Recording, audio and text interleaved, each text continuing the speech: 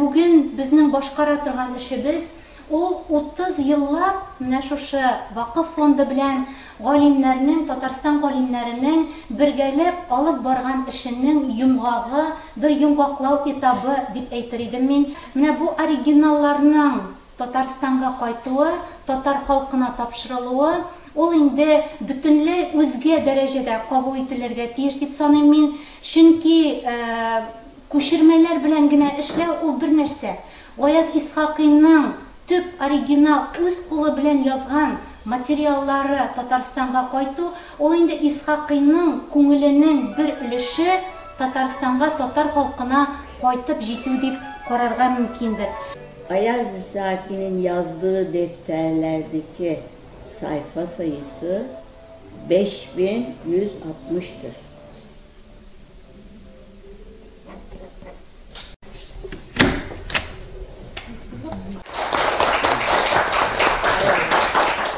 Hayırlı olsun her iki kuruluş için. Bu birliktelik ve çalışma desteği devam etsin dileklerimle teslim alıyorum.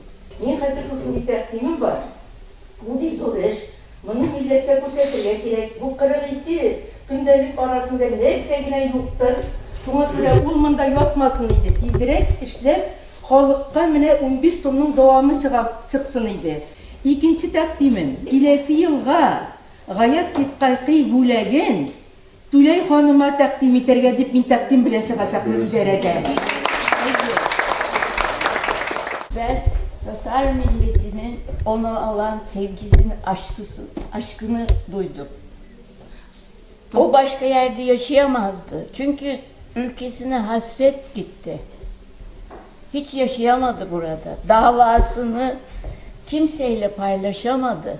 Hep döndü, bütün kıtalarda gitti geldi ama o şeyi bulamadı. Onun için onu buraya getirdim. Burada yaşayacak, kendi vatanında. Sizlerin bu sevgisi onu getirdi.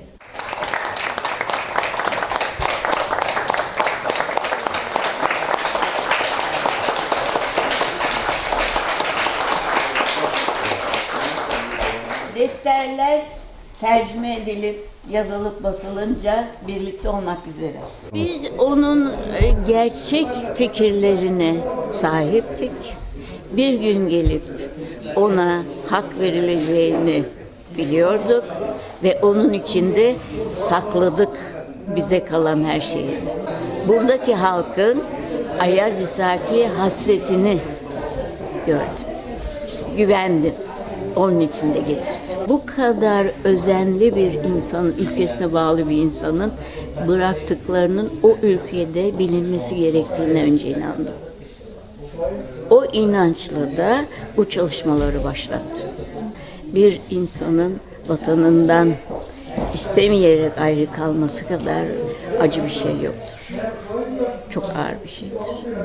Onun yaşaması için ben bunu benimsedim, hissettim ve burada olmasını sağladım. Bugün mutluyum. Görevimi yaptım.